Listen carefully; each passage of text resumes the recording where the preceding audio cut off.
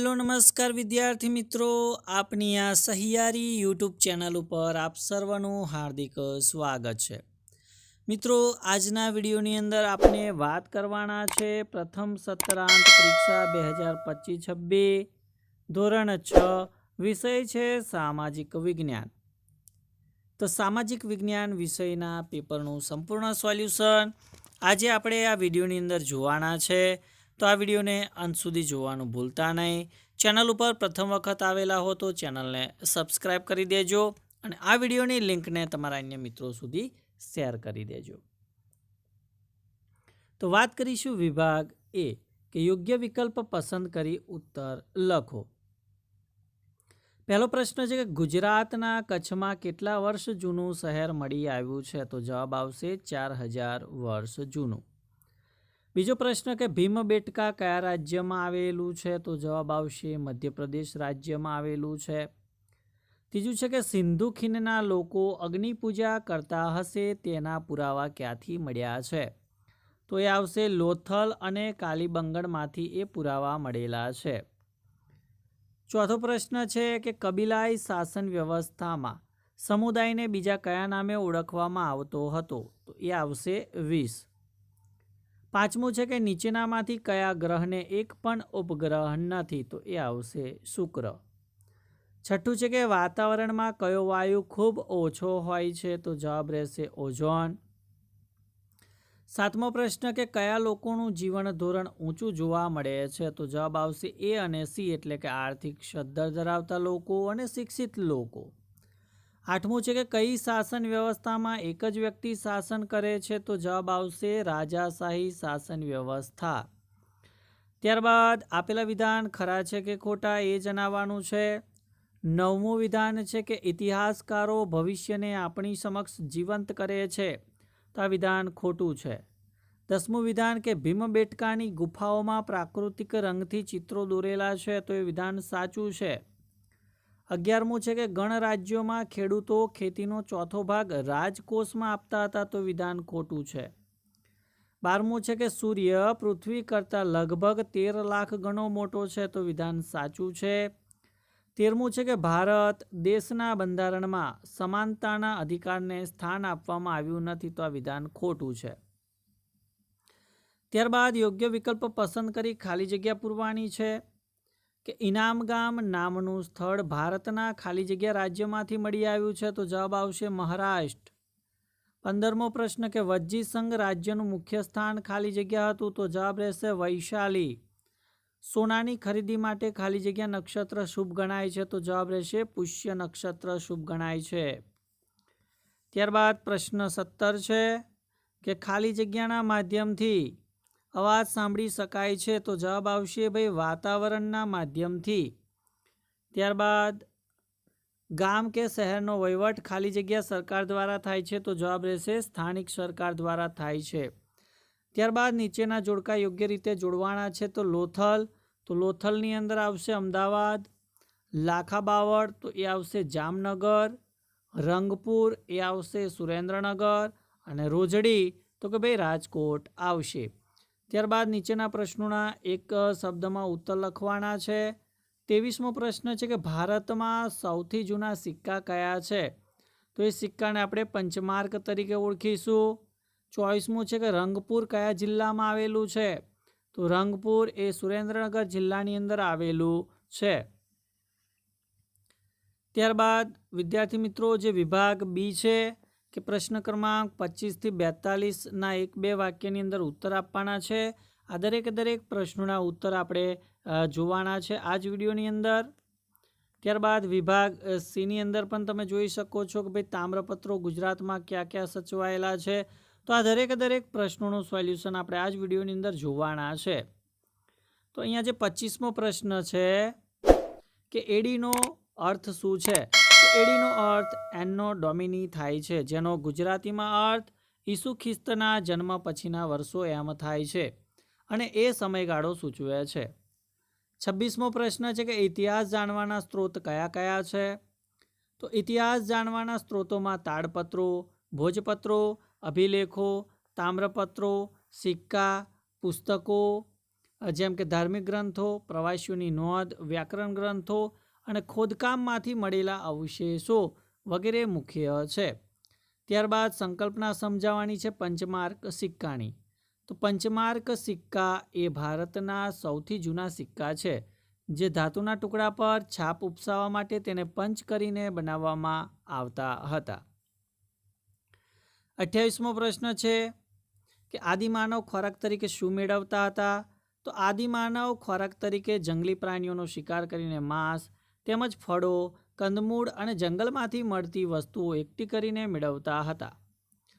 29મો પ્રશ્ન કે ભાઈ માનવીની કઈ અવસ્થાને શિકાર કરવો અને એકઠું કરવું એમ કહેવામાં આવે છે?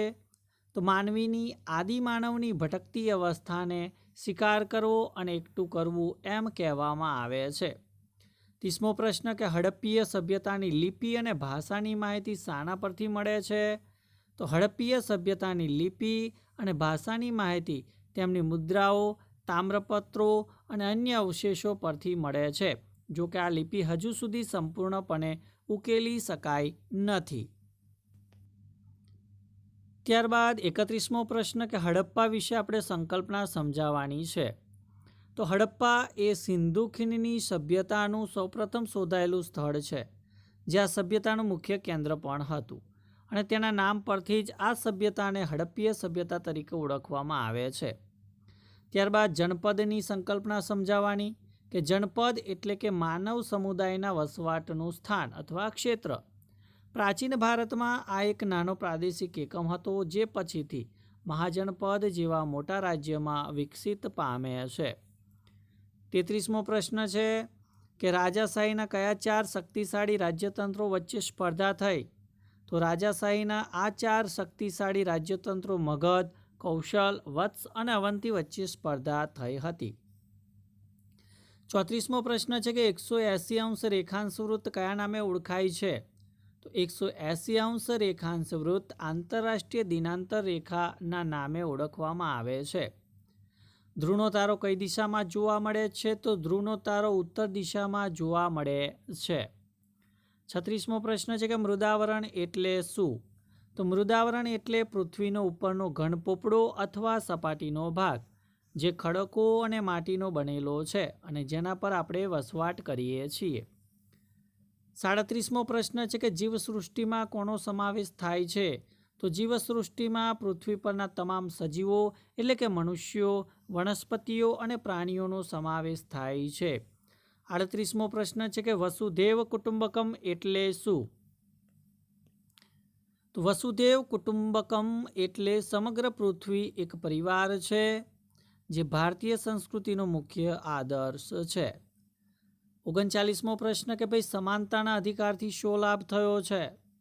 તો સમાનતાના અધિકારથી દેશના દરેક નાગરિકને કાયદા સમક્ષ સમાન ગણવાનો લાભ થયો છે, જેનાથી ધર્મ, જાતિ, લિંગ કે જન્મસ્થાનના આધારે થતા ભેદભાવો દૂર થયા છે. 40મો પ્રશ્ન છે કે સમાજમાં છોકરા છોકરી અંગેના ભેદભાવ સાથી ઘટ્યા છે? તો સમાજમાં છોકરા છોકરી અંગેના ભેદભાવ શિક્ષણના વ્યાપ, કાયદાકીય જોગવાઈઓ અને સ્ત્રી સશક્તિકરણના પ્રયાસોને કારણે ઘટ્યા છે. 41મો પ્રશ્ન છે કે આપણા દેશમાં કયા પ્રકારની શાસન વ્યવસ્થા જોવા મળે છે? તો આપણા દેશમાં લોકશાહી શાસન વ્યવસ્થા જોવા મળે છે, જેમાં લોકો પોતાના પ્રતિનિધિઓ ચૂંટે છે. 42મો પ્રશ્ન છે કે સરકારની જરૂર શા માટે છે? તો સરકારની જરૂરી દેશમાં કાયદો અને વ્યવસ્થા જાળવવા માટે, વિકાસના કાર્યો કરવા માટે, વિવિધ નીતિઓ ઘડવા અને તેનો અમલ કરવા માટે અને દેશની સુરક્ષા કરવા માટે સરકારની જરૂર પડે છે. ત્યારબાદ વિભાગ સી, જેની અંદર આપણે દરેક પ્રશ્નોના ટૂંકમાં ઉત્તર લખવાના છે. 43મો પ્રશ્ન છે કે તામ્રપત્રો ગુજરાતમાં ક્યાં ક્યાં સચવાયેલા છે? તો અમદાવાદમાં LD ઇન્સ્ટિટ્યૂટ ઓફ ઇન્ડોલોજી નવરંગપુરામાં, ભોજે વિદ્યાભવન અમદાવાદમાં, ગુજરાત વિદ્યાસભા અમદાવાદમાં, વડોદરા શ્રી મહાવીર જૈન આરાધના કેન્દ્ર કોબામાં આ હડપ્પીય સભ્યતાના જે પુરાવા છે એ સંગ્રહાયેલા છે. તમામે તમામ પ્રશ્નોના ઉત્તર આપણે આ જ વિડીયોની અંદર નિહાળવાના છે.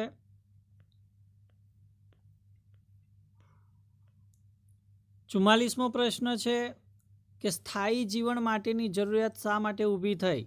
તો સ્થાયી જીવન માટેની જરૂરિયાત મુખ્યત્વે ખેતીની શરૂઆતને કારણે ઊભી થઈ. જ્યારે આદિમાનવે અનાજ ઉગાડવાનું શરૂ કર્યું ત્યારે તેને પાકને પાણી આપવા, લણણી કરવા અને પાક તૈયાર થવાની રાહ જોવા માટે એક જ સ્થળે રોકાવું જરૂરી બન્યું. આ ઉપરાંત અનાજ અને પશુઓના રક્ષણ માટે પણ સ્થાયી રહેવાની જરૂર પડી. 45મો પ્રશ્ન છે કે આદિમાનવો કેવા પશુઓ પાળતા હતા? તો આદિમાનવો સૌપ્રથમ કૂતરાને પાળતા હતા, જે તેમને શિકારમાં મદદરૂપ થતા હતા. ત્યારબાદ તેઓ ઘેટાં, બકરા, ગાય, ભેંસ, ભૂંડ જેવા પશુઓ પણ પાળતા હતા, જેમાંથી તેમને દૂધ, માંસ અને ખેતીમાં મદદ મળી રહેતી હતી. 46મો પ્રશ્ન કે હડપ્પીય સભ્યતાની નગર રચનાનો ટૂંકમાં પરિચય આપો. તો હડપ્પીય સભ્યતાની નગર રચના આયોજનબદ્ધ અને સુવ્યવસ્થિત હતી. નગરોની વહેંચણી મુખ્યત્વે બે ભાગમાં, ઉપલું નગર અને નીચલું નગર એ રીતે થઈ હતી. રસ્તાઓ એકબીજાને કાટખૂણે છેદતા હતા અને નગરની ફરતે દિવાલ હતી. આ નગરોની મુખ્ય વિશેષતા વ્યવસ્થિત ગટર યોજના હતી. 48મો પ્રશ્ન જેમાં આપણે કારણ આપવાનું છે કે ફેબ્રુઆરી મહિનામાં ક્યારેક 29 દિવસ હોય છે. તો પૃથ્વી સૂર્યની આસપાસ એક ચક્ર 365 દિવસ અને લગભગ 6 કલાકમાં પૂરું કરે છે. આપણા કેલેન્ડરમાં વર્ષ 365 દિવસનું ગણાય છે. બાકીના 6 કલાક દર 4 વર્ષે ભેગા થઈને એક આખો દિવસ એટલે કે 24 કલાક બને છે. આ વધારાનો એક દિવસ દર 4 વર્ષે ફેબ્રુઆરી મહિનામાં ઉમેરાય છે, તેથી તેને લીપ વર્ષ કહેવાય છે અને ત્યારે ફેબ્રુઆરીમાં 29 દિવસ હોય છે. 49મો પ્રશ્ન કે કારણ આપવાનું છે કે ઓઝોન વાયુ આપણને ઉપયોગી છે. તો ઓઝોન વાયુ આપણને ખૂબ જ ઉપયોગી છે, કારણ કે તે વાતાવરણમાં સૂર્યના હાનિકારક જે પારજાંબલી કિરણો છે એનું શોષણ કરે છે. આ કિરણો પૃથ્વી પર પહોંચતા અટકાવે છે, જેથી મનુષ્યો અને અન્ય જીવસૃષ્ટિની ચામડીના રોગો અને અન્ય નુકસાનથી તેઓ રક્ષણ મેળવી શકે છે. ત્યારબાદ વાતાવરણની ઉપયોગિતા જણાવવાની છે. તો એ સજીવોને જીવવા માટે જરૂરી વાયુઓ જેમ કે ઓક્સિજન, કાર્બન ડાયોક્સાઇડ વગેરે પૂરા પાડે છે. તે પૃથ્વી પરનું તાપમાન જાળવી રાખે છે, જેથી દિવસ દરમિયાન વધુ ગરમી અને રાત્રે વધુ ઠંડી ન થાય. તે ઓઝોન સ્તર દ્વારા સૂર્યના હાનિકારક કિરણોનું પૃથ્વીથી રક્ષણ કરે છે. તે પૃથ્વી માટે કુદરતી ઢાલ બનીને અવકાશમાંથી આવતા ઉલ્કાપિંડોને પણ બાળી નાખે છે. 51મો પ્રશ્ન ભાઈ રાષ્ટ્રીય એકતા એટલે શું? તો રાષ્ટ્રીય એકતા એટલે દેશના લોકોમાં ધર્મ, જાતિ, ભાષા, પ્રદેશ અને સંસ્કૃતિની વિવિધતા હોવા છતાં એકતા, સમાનતા અને બંધુત્વની ભાવના હોય. જ્યારે રાષ્ટ્ર પર કોઈ સંકટ આવે કે રાષ્ટ્રના હિતની વાત હોય ત્યારે બધા ભેદભાવ ભૂલીને એક થઈને ઊભા રહે તેને રાષ્ટ્રીય એકતા તરીકે ઓળખવામાં આવે છે. 52મો પ્રશ્ન છે કે તમે રસ્તો ક્રોસ કરતી વખતે કઈ બાબતો ધ્યાનમાં રાખશો? તો હંમેશા ઝીબ્રા ક્રોસિંગ કે ફૂટ ઓવરબ્રિજનો ઉપયોગ કરવો જોઈએ. રસ્તો ક્રોસ કરતાં પહેલાં જમણી બાજુ, પછી ડાબી બાજુ અને ફરી જમણી બાજુ જોઈને વાહન આવતું નથી તેની ખાતરી કરવી જોઈએ. ટ્રાફિક સિગ્નલ લીલો થાય ત્યારે જ પસાર થવું અને જો વાહન આવતું હોય તો ક્યારેય ઉતાવળ કરવી જોઈએ નહીં. 53મો પ્રશ્ન છે જેની અંદર લોકશાહીમાં લોકોને કેન્દ્ર સ્થાને મનાય છે, કારણ આપવાનું છે. તો કારણ કે લોકશાહીમાં પ્રજા સાર્વભૌમત્વ એટલે કે સર્વશક્તિમાન છે. સરકારની રચના લોકો દ્વારા ચૂંટણી મારફતે થાય છે અને સરકાર લોકોના કલ્યાણ અને હિત માટે જ કાર્ય કરે છે. જો સરકાર યોગ્ય રીતે કાર્ય ન કરે તો લોકો તેને બદલી શકે છે. આમ લોકો જ શાસક અને શાસિત બને છે.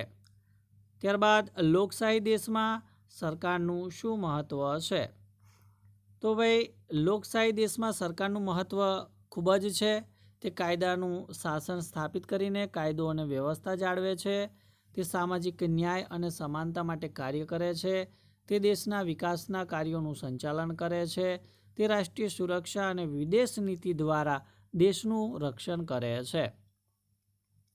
ત્યારબાદ વિભાગ ડી, જે આપણે સવિસ્તર પ્રશ્નોના ઉત્તર લખવાના છે. એમાં 55મો પ્રશ્ન છે કે ભાઈ સાલવારી વિશે સમજાવો. તો સાલવારી એટલે ઇતિહાસમાં સમયની ગણતરી અને તેની ગોઠવણી. ઇતિહાસકારો સમય અને ઘટનાઓને સમજવા માટે ખ્રિસ્તી ધર્મના સ્થાપક ઈસુ ખ્રિસ્તના જન્મને કેન્દ્રબિંદુ માનીને સાલવારી નક્કી કરે છે. ઈસુ ખ્રિસ્તના જન્મ પછીના વર્ષોને ઈસવીસન કહેવાય છે. એડી એટલે એન્નો ડોમિની, જેનો અર્થ ઈસુના સમયનું વર્ષ થાય છે. હાલમાં આપણે જે સાલવારીનો ઉપયોગ કરીએ છીએ તે આ જ સાલવારી છે. ઈસવીસન પૂર્વે, જેને આપણે BC તરીકે બિફોર ખ્રિસ્ત, તો ઈસુ ખ્રિસ્તના જન્મ પહેલાંના સમયને ઈસવીસન પૂર્વે કહેવાય છે. દાખલા તરીકે ઈસવીસન પૂર્વ 2000 એટલે ઈસુના જન્મના 2000 વર્ષ પહેલાં.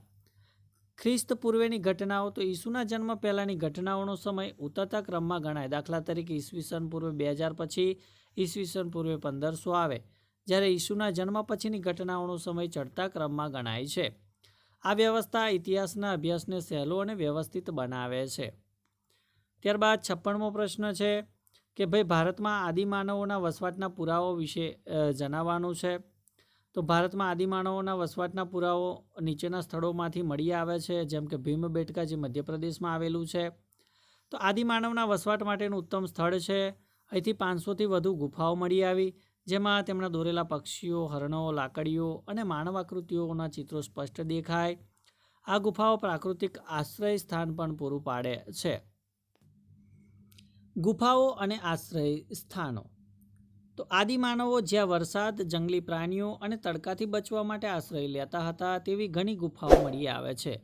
આ પુરાવો સૂચવે છે કે તેઓ નદી કિનારે કે પ્રાકૃતિક ગુફાઓમાં રહેતા હતા.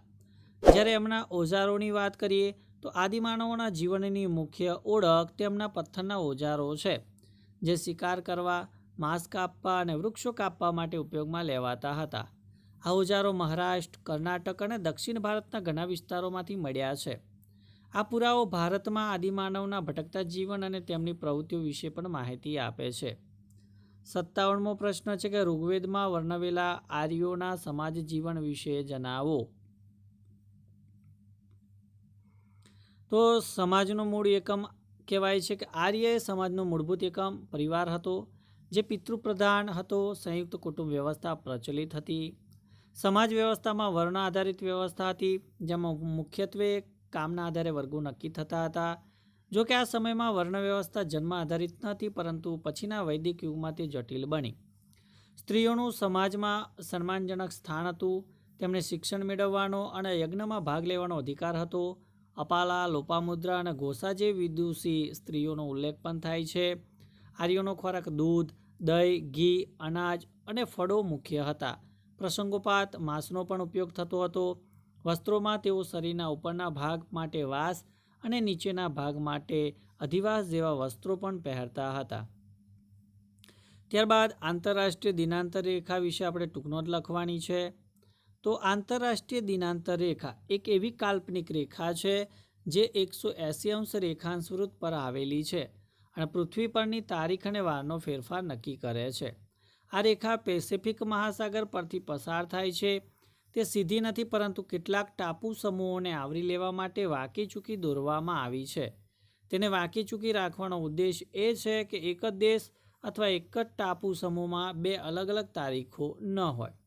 જ્યારે કોઈ વ્યક્તિ પૂર્વથી પશ્ચિમ એટલે કે જાપાન તરફથી અમેરિકા તરફ આ રેખાને ઓળંગે, ત્યારે તેને એક દિવસ ઉમેરવો પડે.